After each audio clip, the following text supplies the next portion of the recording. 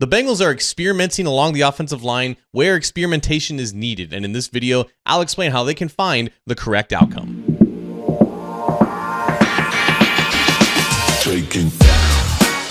Hi again, Bengals fans. John Sheeran of A to Z Sports Cincinnati here, and it's not the easiest thing in the world to give the Bengals credit for how they manage the offensive line. But around this time of year on the calendar, when training camp meets the preseason and they're learning things about the roster, specifically with the offensive line, if there is a tough decision to make, if there's just a reality that's staring to them in the face and there's a correct decision to make, typically, more times than not, Zach Taylor's coaching staff ends up making that decision. I typically think back to his very first training camp as head coach in 2019 when Billy Price was a former first-round pick entering his second season, and he was losing the starting center battle to Trey Hopkins. And instead of letting draft status dictate who should win that battle, Trey Hopkins ended up being the starter and the better overall player compared to Billy Price. A couple years go by, and then you have a left guard battle between Jackson Carman and a rookie Cordell Volson. And Volson was a fourth-round pick compared to Carman being a second-round pick, and they needed Carman to work out, but Carman just didn't play up to standard, and Volson was better, and Volson ended up winning that job. And then last year, you had a battle for the backup center spot between Trey Hill and Matt Lee. Matt Lee, of course, was a rookie 7th-round pick going up against Trey Hill, who had played significant snaps for the offensive line, but Lee, again, was the better player in training camp in the preseason, and he won that battle. The Bengals could definitely be a lot smarter about how they manage the offensive line from like January to July, but as soon as August comes around and the results are staring them in the face, again, more times than not, they'll make the right decision. And I think we're seeing this happen yet again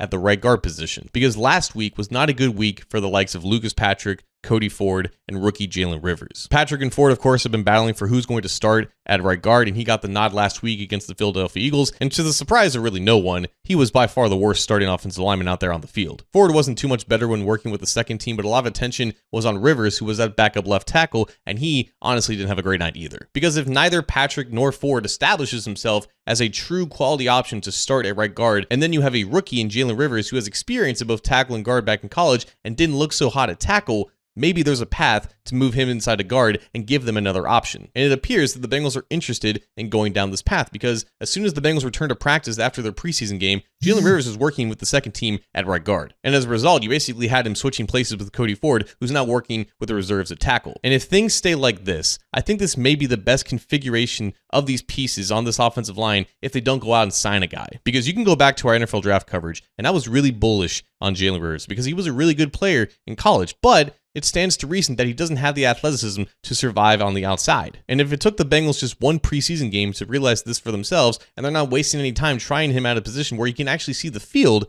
I think that's great. And if Cody Ford isn't going to start, then he definitely has value being the backup swing tackle at both left and right tackle, which is, again, a role that could be too big for Rivers right now because he doesn't have any experience at right tackle. He also doesn't have any experience at right guard, but the transition to that spot can be a lot easier because, again, you're not playing on the edge and you don't have to rely on foot quickness as much. There is a real scenario in which Jalen Rivers can get some reps at right guard and prove to be a more promising option compared to Lucas Patrick, who seems to be still the front runner for the job right now. But if Rivers gets a fair shot throughout this week of practice and against the Commanders on Monday Night Football, there's a chance that they see things that way as well. And if you end up with the best in-house option at right guard and then a backup swing tackle who has experience in that role, and then Lucas Patrick is basically your backup swing interior guy, that's a pretty decent outcome right there. And if Rivers doesn't beat out Patrick at right guard, then he probably did enough to earn that job himself. It's definitely far from the best scenario for the Bengals to have to need these preseason games to learn what they need to do at offensive line, but it is significantly better to apply the lessons that you learn and actually take action with it instead of just keeping the status quo for the sake of the status quo. Because if there is one position group on this team where the Bengals absolutely need an open mind with,